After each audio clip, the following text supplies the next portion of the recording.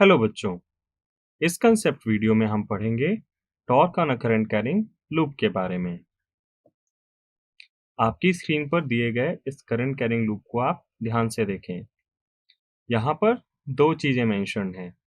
एक, करंट का direction current carrying loop में, दूसरा एक्सटर्नल मैग्नेटिक फील्ड का डायरेक्शन। अब चूंकि हमें मालूम है किसी भी करंट कैरिंग कंडक्टर को अगर आप मैग्नेटिक फील्ड में रखते हैं तो वो एक फोर्स एक्सपीरियंस करता है। तो अगर मैं बात करूं हमारे लूप की, तो हमारे लूप को हमने 4 पार्ट्स में डिवाइड किया है। Part 1, part 2, part 3 and part 4। इन सभी ब्रांचेस में ब्रांच 1 और ब्रांच 2 की लेंथ बराबर है, which is equal to B, and length of branch 3 and branch 4 is equal to A. अगर मैं बात करूं कि ब्रांच 1 और ब्रांच 2 में कितना फोर्स लग रहा होगा और उनकी डायरेक्शन क्या होगी, तो फोर्स निकालने के लिए फॉर्मूला है I L cross B. Branch 1 की लेंथ है बी और सिमिलरली ब्रांच 2 की लेंथ भी है स्मॉल बी। तो मैग्नीट्यूड वाइज दोनों पर ही बराबर फोर्स लगने वाला है। बट जैसा कि आप नोटेशन में देख सकते हैं, डॉट नोटेशन है फर्स्ट ब्रांच के लिए और क्रॉस नोटेशन है सेकेंड ब्रांच के लिए। ये दोनों ही नोटेशन उन पे एक्ट होने वाले फोर्सेस को रिप्रेजेंट करती हैं। यानी कि F1 acts out of the plane. First branch पे मैग्नेटिक फील्ड के कारण जो फोर्स लग रहा है that is acting out of the plane. इसी वजह से यहाँ पे डॉट नोटेशन हमने डाला हुआ है।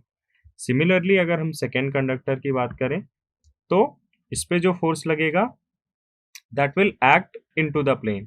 इसी वजह से हमने यहाँ पे क्रॉस नोटेशन डाला हुआ है।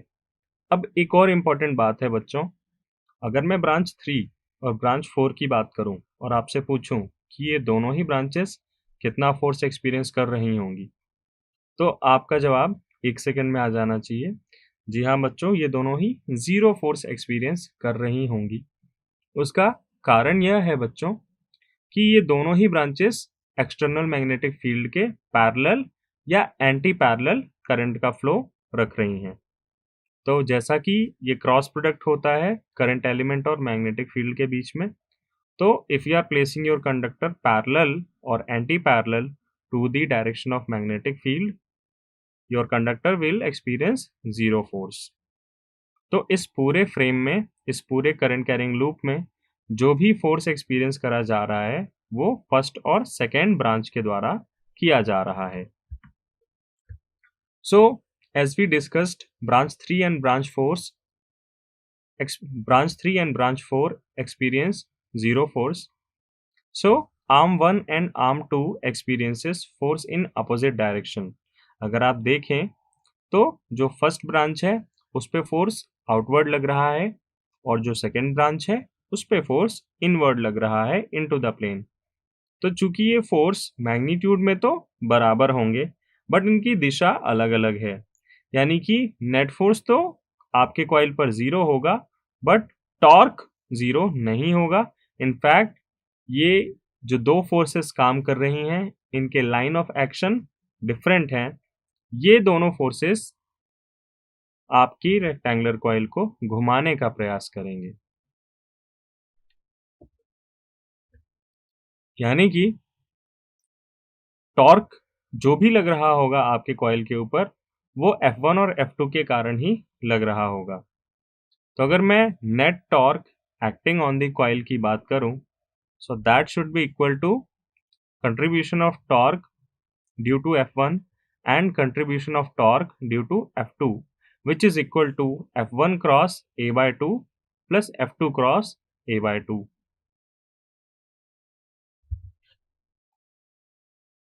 मैग्नीट्यूड वाइज अगर मैं बात करूं, so that will be equal to F1 A by 2 sin theta plus F2 A by 2 sin theta. बच्चों sin थीटा यहाँ पे थीटा एंगल होगा फोर्स वेक्टर और उस वेक्टर के बीच जो line of action of force से एक्सिस ऑफ रोटेशन की परपेंडिकुलर डिस्टेंस बता रहा हो। तो यहाँ पे थीटा वही एंगल रिप्रेजेंट करता है। अब अगर मैं फोर्स की वैल्यू रखूं तो चूंकि F1 और F2 मैग्नीट्यूड वाइज इक्वल है, which is equal to I, which is the current flowing, multiplied by the length of branch, which is equal to small b, multiplied by the external magnetic field का magnitude. तो finally हमारे पास torque का magnitude आता है I small a into small b into capital B into sine theta. अब small a into small b तो बच्चों लूप का एरिया हो गया, तो हम इसको कैपिटल A से रिप्रेजेंट कर सकते हैं।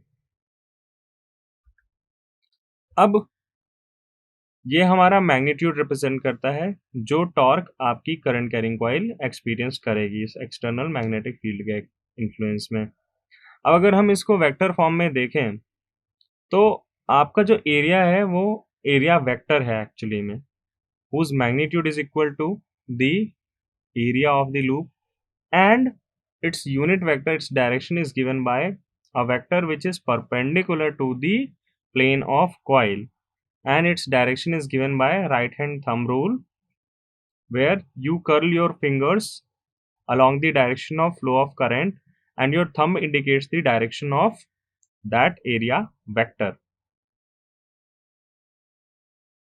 So finally we can write torque is equal to I into A cross B vector. अब अगर आपको याद हो I into A को हम M vector रिप्रेजेंट करते हैं, which is the magnetic moment of the current carrying loop.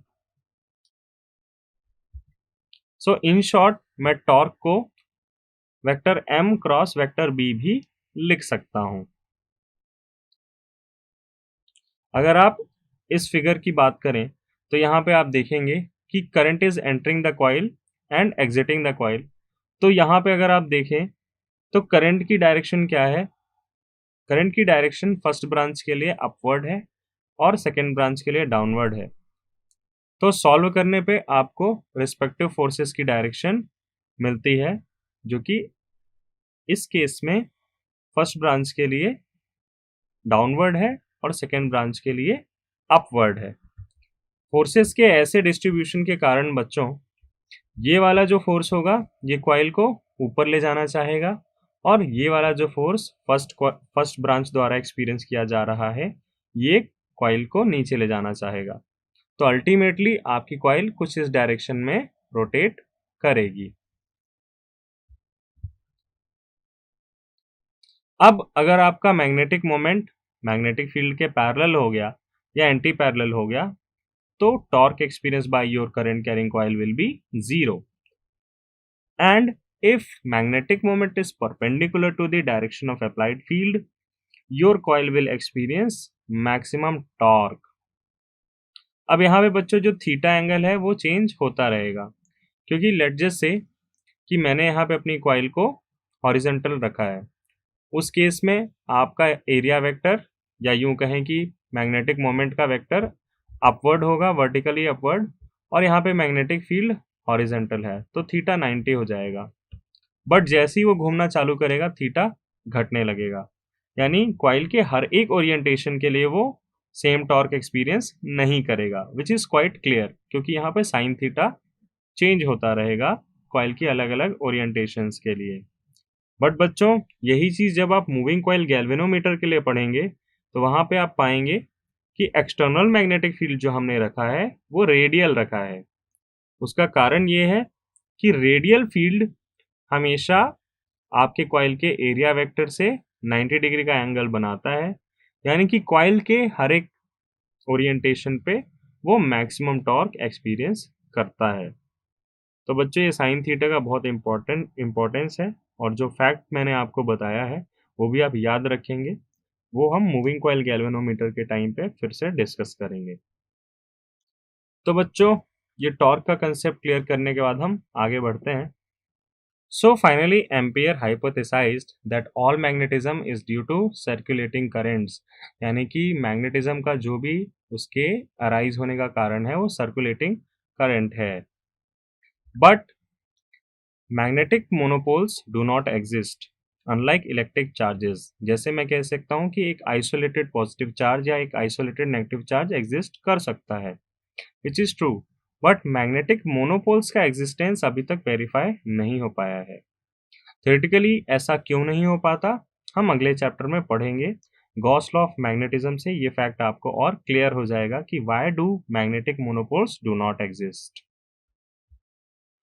तो बच्चों, अगर आप देखें यहाँ पे मैग्नेटिक डाइपोल और इलेक्ट्रिक डाइपोल, तो अपने अपने फील्ड में इनकी मैथमेटिक्स, इनके फॉर्मूले ऑलमोस्ट सिमिलर हैं, एक ही फैशन ये फॉलो करते हैं।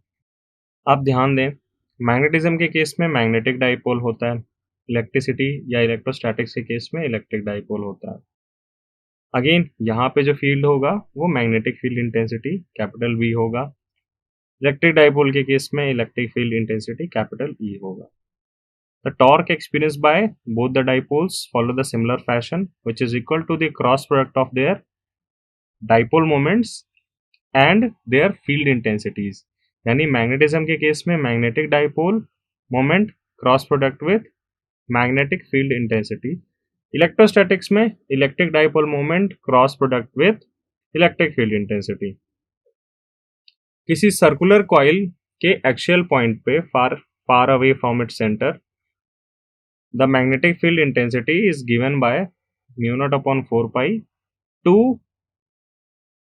twice of the magnetic moment divided by the x cube. Similarly, electric field exerted by an electric dipole far away from its center at the axial point is given by constant multiplied by twice of its electric dipole moment divided by x cube. तो basically constant अलग अलग हैं। Magnetism में magnetism वाला constant है mu naught upon 4 पाई, electrostatics में electrostatics वाला constant है 1 अपॉन 4 पाई एप्सिलॉन नॉट। बाकी जो फैशन है वो वही है कि twice of magnetic moment divide by x cube, twice of electric dipole moment divided by x cube. तो इस तरीके से आप अगर फॉर्मूला कभी भूल भी जाएं एग्जाम में, तो अगर आपने किसी एक का भी याद किया है तो इस ट्रिक से आप दूसरे यूनिट का फॉर्मूला भी आप रिकवर कर सकते हैं। तो बच्चों, कंसेप्ट टेस्ट करने का वक्त आ गया है। A loop of irregular shape carrying current is located in an external magnetic field. If the wire is flexible, why does it change to a circular shape? बहुत अच्छा सवाल है बच्चों, आप जरा सोचिए, 1 मिनट का समय देता हूं। बच्चों, ये कंसेप्चुअल क्वेश्चन है। कंसेप्चुअल ऐसे कि अगर इरेगुलर शेप में आपकी करंट कैरिंग लूप रखी हुई है और अगर आप उसमें एक्सटर्नल मैग्नेटिक फील्ड प्रोवाइड कर रहे हो, तो उसका शेप क्यों चेंज होगा? सबसे पहले तो हमें यही सोचना चाहिए। सबसे इंपॉर्टेंट बात यह है बच्चों कि उसका शेप चेंज इस तरह से होगा कि उसके प्लेन के थ्रू पास होने वाली फील्ड लाइंस मैक्सिमाइज हों, या सिंपल भाषा में बोलूं कि उसके थ्रू फ्लक्स मैक्सिमाइज हो। और फ्लक्स मैक्सिमाइज करने का एक ही तरीका है कि आपको उसका एरिया बढ़ाना पड़ेगा। बट चूंकि उसकी बाउंड्री तो फिक्स है, लेंथ ऑफ लूप तो फिक्स है, तो फॉर ए गिवन पैरामीटर जो सर्कुलर शेप होता है that encloses maximum area than any other shape, that is why it occupies a shape of circle. It assumes circular shape with its plane normal to the field to maximize flux. Since for a given perimeter, a circle encloses greater area than any other shape. यानी अगर वो square बन जाती loop तो उतना flux नहीं होता जितना कि सर्कल बनने में था, क्योंकि सर्कल बनने में सबसे ज्यादा एरिया वो एनक्लोज कर पा रहा था।